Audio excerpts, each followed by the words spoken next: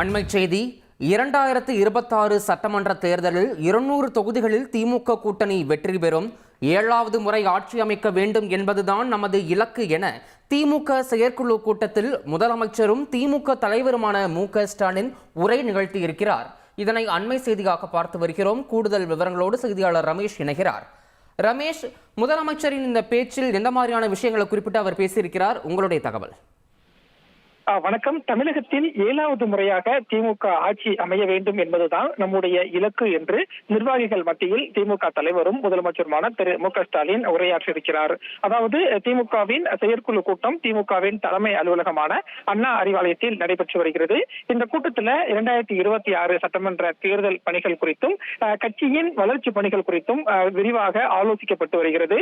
நிர்வாகிகளுக்கு தேர்தல் பணிகள் தொடர்பாக முதலமைச்சரும் திமுக தலைவருமான மு.க.ஸ்டாலின் பல்வேறு அறிவுறுத்தல்களை வழங்கி வருகிறார். அப்போதுதான் முதலமைச்சர் திரு மு.க.ஸ்டாலின் பேசும்போது, ஏற்கனவே தமிழகத்தில் திமுக இப்போ 6வது முறையாக ஆட்சியில் இருக்கிறது. மக்கள் சார்ந்த திட்டங்களை தொடர்ந்து நிறைவேற்றி வருகிறோம். திராவிட மாடல் ஆட்சியில் பல்வேறு திட்டங்கள் நிறைவேற்றப்பட்டு வரக்கூடிய சூழல்ல 7வது முறையாகவும் 2026 சட்டமன்ற தேர்தலில் திமுக தான் ஆட்சி அமைக்க வேண்டும், அதுதான் நம் ஒவ்வொருவருடைய இலக்காக இருக்க வேண்டும் என்று கூட்டத்தில் பேசியிருக்கிறார்.